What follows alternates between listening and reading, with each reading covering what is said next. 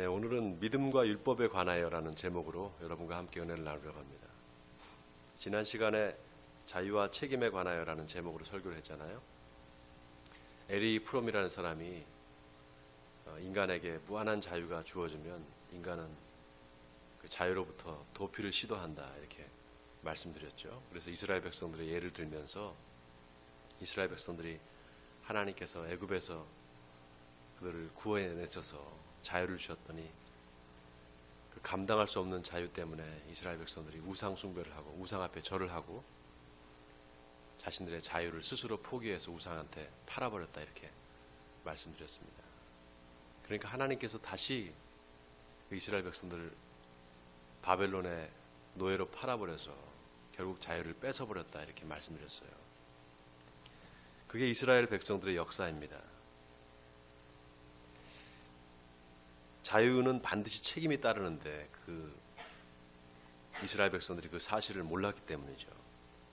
그래서 자유의 가치를 소중하게 생각하지 않는 민족, 또 자유의 가치를 소중하게 생각하지 않는 백성들은 결국 그 자유를 빼앗기게 됩니다.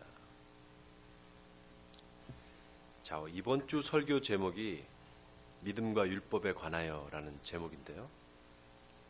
지난주에 자유와 책임에 관하여 이 설교 제목과 서로 연결이 됩니다.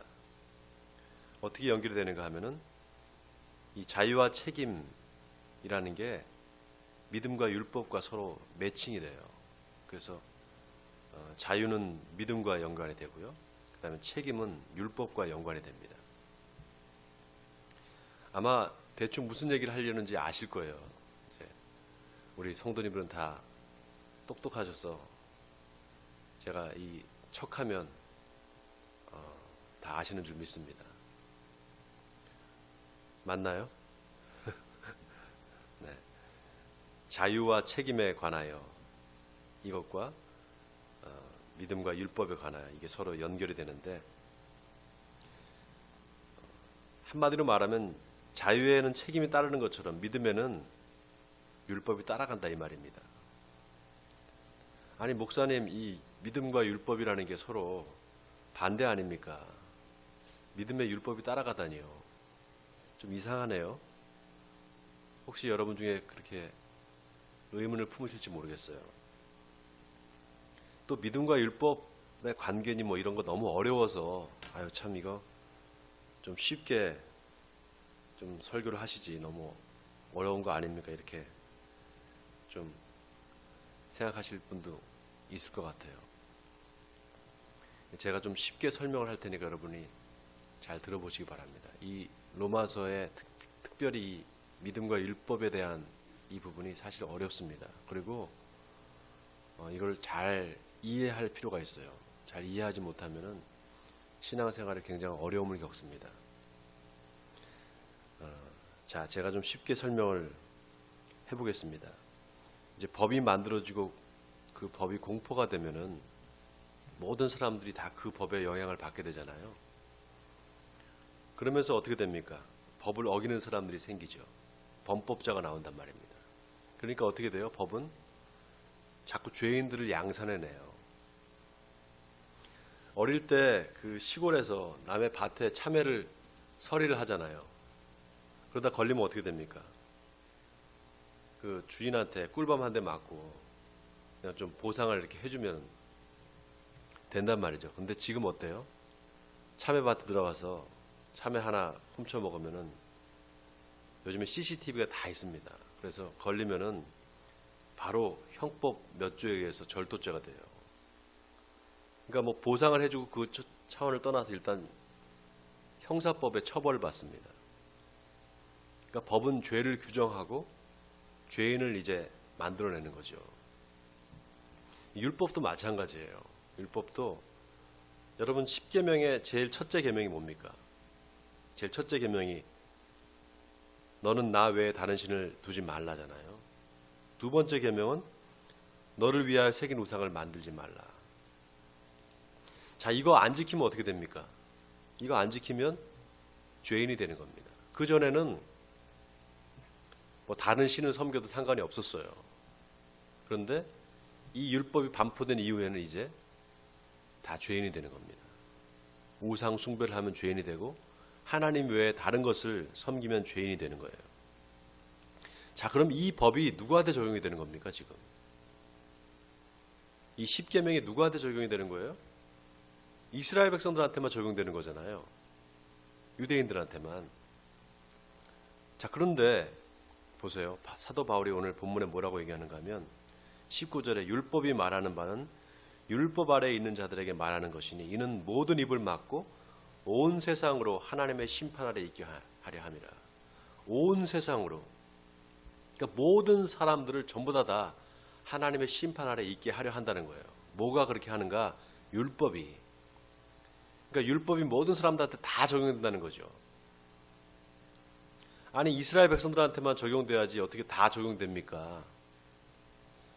여러분, 제가 말씀드렸죠. 하나님이 이스라엘 백성들을 선택하셨다는 게 이스라엘 백성들만 선택한 거, 그 사람들만 구원하려는 게 아니라 그랬잖아요. 하나님이 모든 사람들을 다 사랑하시고 그 사람들을 다 구원하시기 위해서 이스라엘 백성들을 특별히 선택하셔서 그들을 통해서 하나님의 구원을 보여주신다, 이렇게 말씀드렸습니다. 자, 그런 의미에서 율법도 마찬가지입니다. 여러분, 율법의 본질이 뭐죠? 율법의 본질. 율법의 본질이, 예? 율법의 본질이 뭡니까? 사랑입니다, 사랑. 하나님의 사랑이에요. 그 하나님의 사랑을 보여주는 게 율법이란 말이죠. 그러니까 율법이 반포됐다 그러면 그 모든 율법을 이스라엘 백성들뿐만 아니라 모든 사람들이 다 지켜야 될 의무가 있는 거예요. 그러니까 이스라엘 백성들한테만 준 게 아니라 모든 사람한테 다 주신 거죠. 그러니까 율법에는 대표성이 있습니다. 자, 그런데 이 무신론자들 입장에서 보면은 이게 너무 일방적이잖아요. 네? 그렇잖아요. 무신론자 입장에서는 이게 일방적이죠. 그런데 우리가 율법 그러면 그냥 종교적인 의미로만 생각하잖아요. 그런데 그렇지 않아요. 여러분, 1계명부터 4계명까지는 하나님과 인간의 관계잖아요. 5계명부터 10계명까지는 인간과 인간 사이의 사회법입니다, 이게. 그러니까 율법 그러면 종교법만 얘기하는 게 아니라 사회법을 같이 포함하는 거예요. 그러니까 지금 현행법을 생각하시면 돼요. 그 당시에 이스라엘 백성들은 이 모세의 율법을 그냥 종교적인 법으로만 생각한 게 아니라 그냥 사회법, 현행법으로 생각한 겁니다. 근데 그 사람들이 이제 그 법을 지키지 않는 거예요. 이스라엘 백성들이. 그러니까 어떻게 됩니까? 다 죄인이 됐다, 이 말이죠. 그거는 이스라엘 백성들만 법을 지킨 게 아니라, 안 지킨 게 아니라 모든 사람들이 다 법을 안 지키고 위법을 했다, 이런 뜻입니다. 자, 여기에는 하나님의 의도가 있어요. 하나님의 의도가 있습니다. 어떤 의도가 있는가? 모든 사람을 율법 아래 가두어서 다 죄인을 만들려는 하나님의 의도가 있습니다. 그래서 바울이 뭐라고 하는가 하면 율법의 행위로 그의 앞에 의롭다 하심을 얻을 육체가 없나니 율법으로는 죄를 깨달음이니라, 이렇게 말합니다. 자, 여러분한테 한번 물어보겠습니다. 어떤 사람이 전부 율법을 지키는 사람이 있어요. 율법을 전부 다 지키는 사람. 하나도 빠짐없이 다 지키는 사람이 있어요. 그러면 그 사람은 어떤 사람입니까? 그 사람은 의인이잖아요. 그 사람 의인 아니에요? 율법을 다 지키면은. 네, 제가 이 함정을 잘 파라는데 우리 권사님이 잘 빠져나가시네. 네. 자, 근데 이게 사실 의인이라고 말할 수 있는데 바울은 뭐라고 얘기를 하는가 하면 아주 단정적으로 그 의인은 없다라고 말합니다. 아예 없다라고 말을 해요. 왜 그러는가? 바로 여기에 하나님의 의도가 있는 거예요. 그게 뭐냐? 율법을 통해서 죄를 깨닫게 하시려는 거지, 율법을 통해서 사람들을 다 완전하게 하시려는 의도가 아니라는 겁니다. 저는 이걸 하나님의 고의성에다 이렇게 해석하고 싶어요. 왜냐하면 우리가 읽지 않았지만 앞에 이제 9절부터 보면은 바울이 뭐라고 얘기하는가 하면, 그러면 어떠하냐? 우리는 나으냐? 아니다. 유대인이나 헬라인이나 다 죄 아래에 있다가 있다고 우리가 이미 선언하였느니라 이렇게 말합니다. 그리고 딱 세상에 의인은 하나도 없다. 깨닫는 자도 없고 하나님을 찾는 자도 없고 다 치우쳐서 함께 무익하게 되고 선을 행하는 자가 없나니 하나도 없다 이렇게 말을 합니다. 자, 그러면은 하나님이 모든 사람들을 그렇게 다 율법 아래 죄인으로 만든 이유가 뭘까요, 여러분?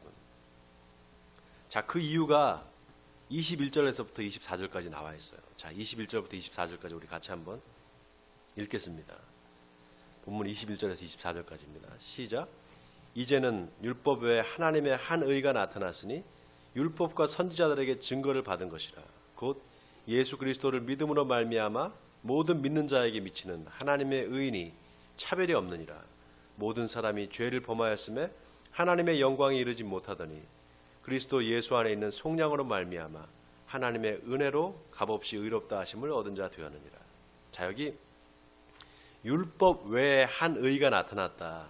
누굴 얘기하는 겁니까? 바로 예수 그리스도를 얘기하는 거죠. 그 예수님이 어떤 분이시냐? 율법과 선지자들에게 증거를 받은 분이라는 거예요. 자, 여러분, 성경 66권이 누구에 대한 이야기라고요? 예수님에 대한 이야기죠. 그러니까 이 말은 성경이 바로 예수님을 하나님의 아들이다라고 증거하고 있다는 거예요. 여러분, 복음서에 보면 예수님께서 한 산에 가시는데 베드로와 야고보와 요한을 데리고 한 산으로 갔어요. 거기서 예수님이 놀랍게 변화가 되십니다. 예수님의 옷이 너무 희게 변화돼서 빨래하는 사람이 아무리 빨아도 그렇게 하얗게 될 수 없을 정도로 그 옷에 광채가 나는 거예요. 그때 모세와 엘리야가 예수님 옆에서 예수님과 함께 대화를 나눠요. 그럴 때 하늘에서 소리가 들립니다. 이는 내 사랑하는 아들이니 그의 말을 들으라. 이렇게 소리가 들려요. 여러분, 이게 참 놀라운 겁니다. 이게 변화산 사건이라고 그러잖아요. 그 전에 예수님이 세례 요한한테 세례를 받을 때는 어때요? 하늘에서 비둘기처럼 성령이 내려오고 그 다음에 하늘에서 소리가 들리잖아. 이는 내 사랑하는 아들이다. 그게 그 예수님이 세례를 받으실 때는 성부, 성자, 성령이 함께 같이 임재를 하는 거예요. 잘 보세요. 성부 하나님께서 소리를 내시는 거예요. 이는 내 사랑하는 아들이다. 그리고 성령이 비둘기처럼 임하잖아요. 예수님이 성자 예수님이 거기 계시단 말이죠. 성부, 성자, 성령 삼위일체적 사건이다 이렇게 우리가 이야기를 합니다. 그런데 이 변화산에서의 사건은 어떤 사건인가? 성부 하나님께서 이제 말씀하시는 거예요. 이는 내 사랑하는 아들이니 너희는 그의 말을 들으라 이렇게 말씀하신단 말이죠. 그때 성령은 없지만 바로 모세와 엘리야가 옆에서 예수님과 함께 있는 것을 베드로와 다른 제자들이 본단 말이죠. 그거는 뭐냐? 바로 모세와 엘리야. 이거는 제가 그랬잖아요. 모세와 엘리야는 구약 성경을 지칭하는 관용적 표현이라고 그랬죠. 그러니까 모세와 엘리야가 함께 있었다는 것은 바로 성경이 예수님이 하나님의 아들이라는 것을 증거한다 이 말입니다. 자, 그런 의미에서 오늘 사도 바울이 뭐라고 얘기하는가?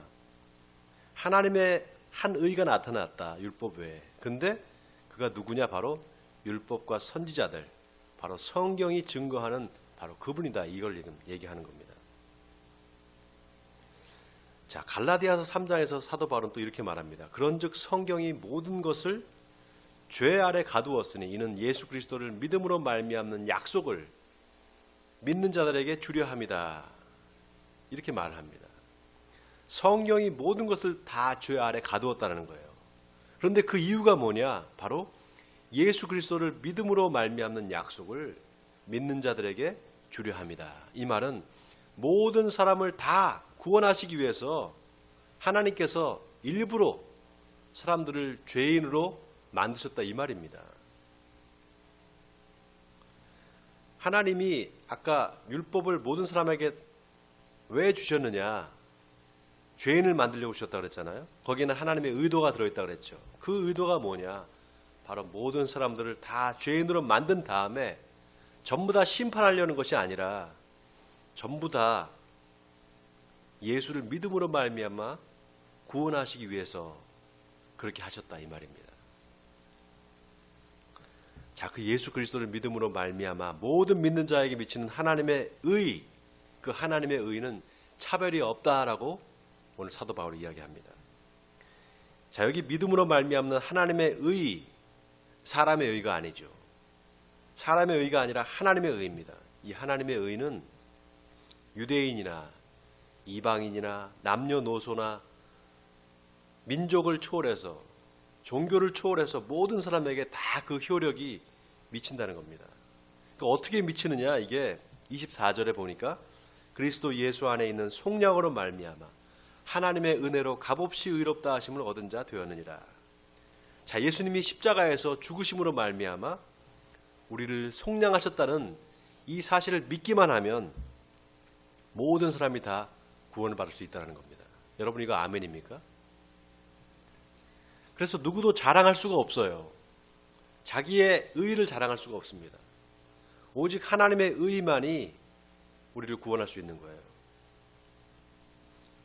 예수 그리스도의 그 십자가의 보혈, 그 보혈로만이 우리가 의롭다 하심을 얻고 우리가 구원을 받을 수 있는 줄 믿습니다. 자, 또 우리 27절을 우리 같이 한번 또 읽어볼까요? 오늘 본문 27절입니다. 시작. 그런즉 자랑할 데가 어디냐? 있을 수 없느니라. 무슨 법으로냐? 행위로냐? 아니라 오직 믿음의 법이로니라. 자, 오늘 본문의 핵심 구절이 바로 이 구절이에요. 여기 무슨 법으로냐? 행위로냐? 아니라 오직 믿음의 법이로니라. 자, 여기 믿음의 법, 여기다 밑줄을 치세요. 믿음의 법. 자, 여기 믿음의 법이라는 게 뭘까요, 여러분? 믿음의 법. 지금 바울이 믿음과 율법을 설명하기 위해서 지금 이 믿음의 법이라는 말을 쓴 겁니다. 여기 믿음의 법을 믿음의 율법이라고 바꿔도 상관이 없어요. 믿음의 법이라고 써 있는데 여기다 믿음의 율법이라고 율자를 갖다 붙여도 상관이 없습니다. 자, 그럼 믿음의 율법과 믿음의 법, 믿음의 율법과 반대되는 말을 한번 생각해 보세요. 반대되는 말이 있다면 어떤 말일까요? 믿음의 율법과 반대되는 거. 네? 자, 앞에 그런즉 자랑할 데가 어디냐? 있을 수 없느니라. 무슨 법으로냐? 행위로냐? 아니라 그랬단 말이죠. 그리고 믿음의 법이로니라 그랬단 말이에요. 그럼 믿음의 법과 반대되는 말은 뭐예요? 그렇죠. 행위의 법이죠. 자, 행위의 법, 행위의 율법이라고 말할 수 있습니다. 자, 그런데 그 다음 28절을 보세요. 사람이 의롭다 하심을 얻는 것은 율법의 행위에 있지 않고 믿음으로 되는 줄을 우리가 인정하노라. 자, 여기 보세요. 믿음의 행위라고 말하지 않고 그냥 믿음으로 된다라고 그래요. 자, 무슨 법으로냐, 행위로냐 아니라. 그러면은 믿음의 행위로 된다 이렇게 말할 것 같은데 그렇게 말하지 않고 믿음으로 된다, 그냥 이렇게 믿음으로 된다 이렇게 말을 해요. 왜 그럴까요, 여러분? 왜 이렇게 말했을까요? 믿음과 행위가 분리될 수 없기 때문에 그런 겁니다. 이해가 되세요? 믿음과 행위가 분리될 수 없다라는 거예요. 그러니까 이게 무슨 말이냐? 믿음 없이 하는 행위, 즉 율법의 행위로는 구원받지 못한다. 믿음이 있어야만 구원받는다 이 말이에요. 이해가 되십니까? 자, 그 다음에 29절과 30절을 같이 읽겠습니다. 29절과 30절 시작. 하나님은 다만 유대인의 하나님이시냐? 또한 이방인의 하나님은 아니시냐? 진실로 이방인의 하나님도 되시느니라. 할례자도 믿음으로 말미암아 또한 무할례자도 믿음으로 말미암아 의롭다 하실 하나님은 한 분이시니라. 자, 이 말을 지금 말로 하면은 하나님이 예수 믿고 교회 다니는 사람들만의 하나님이냐? 믿지 않는 사람들, 불신자들의 하나님은 아니시냐? 이 말이에요. 불신자들의 하나님도 되신다 이 말입니다. 자, 그 다음 31절, 이 31절이 참 중요합니다. 같이 우리 31절을 읽겠습니다. 시작. 그런즉 우리가 믿음으로 말미암아 율법을 파기하느냐? 그럴 수 없느니라. 도리어 율법을 굳게 세우느니라. 자, 믿음으로 말미암아 율법을 파기하느냐? 아니다. 오히려 율법을 굳게 세운다. 자, 다시 믿음과 율법의 관계를 이야기하고 있어요. 믿음과 율법이 서로 어떤 관계에 있느냐? 이거냐 저거냐 둘 중에 하나 선택하라는 게 아니라는 거예요. 여러분, 바울이 유대인들한테 너희가 율법을 행하지 않으면 율법이 없는 이방인과 다를 바가 없다. 율법 없는 이방인하고 똑같다 이렇게 말했잖아요. 여러분, 이게 율법이 필요 없다는 이야기가 아니라 그랬잖아요. 율법을 지키라는 얘기죠. 그런데 유대인들이 바울의 말을 오해를 하잖아요. 그래서 어떻게 합니까? 율법이 필요 없다 그러면은 필요 없으니까 율법을 폐하자는 말로 왜곡을 해요. 그래서 바울이 전하는 복음을 이게 불법을 조장하는 복음이다. 불법을 조장하는 말이다. 이렇게 폄하를 합니다. 그 상황에서 지금 바울이 믿음과 율법의 관계를 설명하는 거예요. 그러면서 사람의 행위로, 사람이 율법의 행위로 의롭다 함을 얻을 수 없다라고 말을 해요. 자, 이게 얼핏 보면은 조금 전에는 율법을 지키라 그랬다가 사람이 율법의 행위로 의롭다 함을 얻을 수 없다. 이게 서로 모순되는 말처럼 보이잖아요. 그렇잖아요.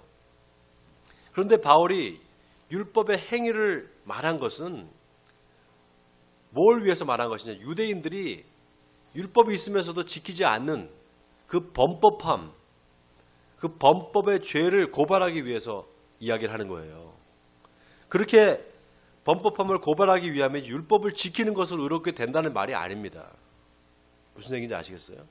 율법을 지키면 너희가 의롭게 된다 이 말이 아니에요. 애초부터 율법의 행위로는 구원을 못 받습니다. 왜냐하면 율법은 죄를 깨닫게 할 뿐이에요. 여기에 하나님의 의도가 들어있다고 그랬잖아요. 네? 하나님이 율법을 주신 이유는 너희들이 율법을 잘 지켜서 이걸 다 지키면은 구원해 줄게 이게 아니라는 겁니다. 무슨 얘기인지 아시겠어요?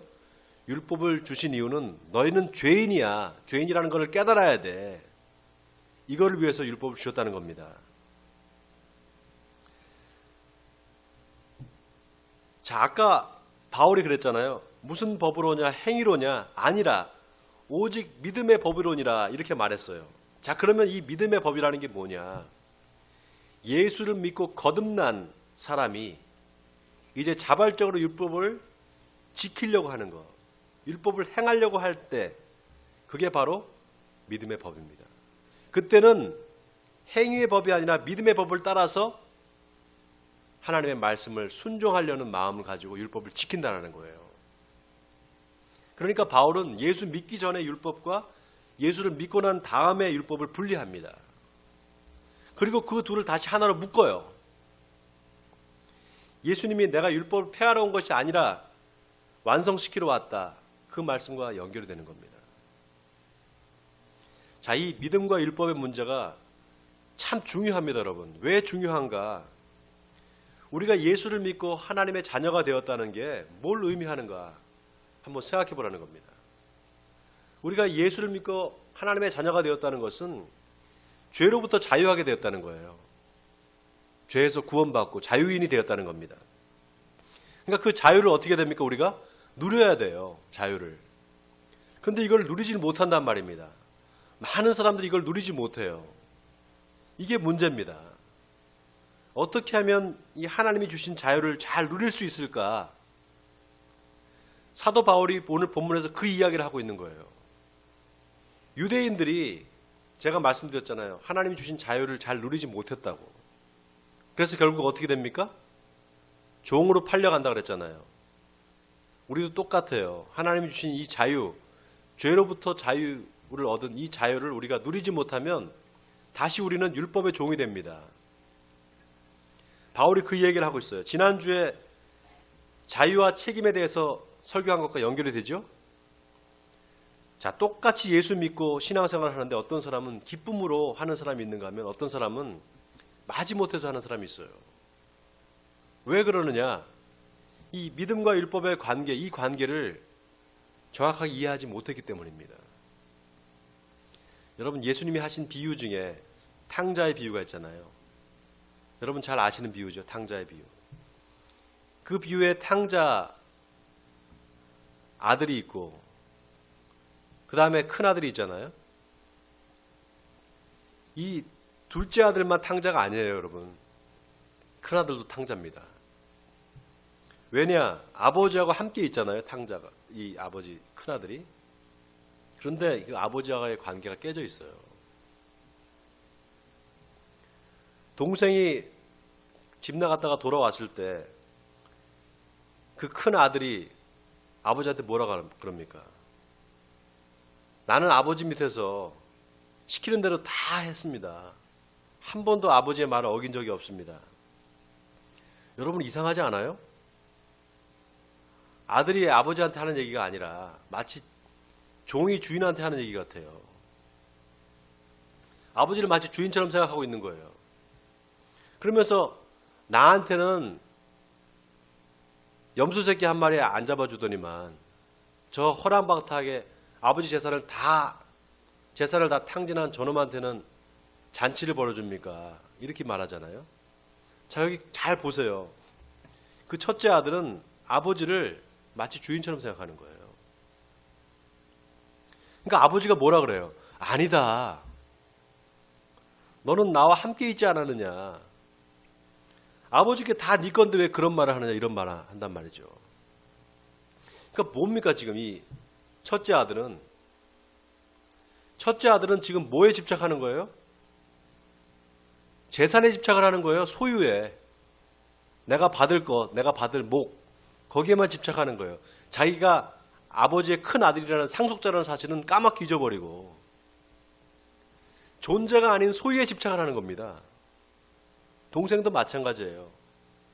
이 둘째 동생, 이 허랑방탕하게 재산을 다 허비하고 타국에서 돼지 우리에서 쥐엄나무 열매를 먹으면서 이 탕자들이 뭐라고 고백을 합니까? 우리 아버지 집에는 품꾼이 많은데, 품꾼이 많은데 나는 여기서 굶어 죽는구나. 그리고 집으로 돌아가죠. 그래서 아버지를 만났을 때 뭐라고 얘기합니까? 아버지 저를 아들이라고 부르지 마십시오. 저를 품꾼이라고 불러주십시오. 자기를 품꾼이라고 불러달라는 거예요. 자기를 종으로 불러달라는 거예요. 그러니까 아버지가 어떻게 합니까? 자기 반지를 빼서 그 아들한테 껴줘요. 그리고 옷을 다 벗겨서 새 옷을 입혀라 그럽니다. 내 죽었던 아들이 다시 살아났다.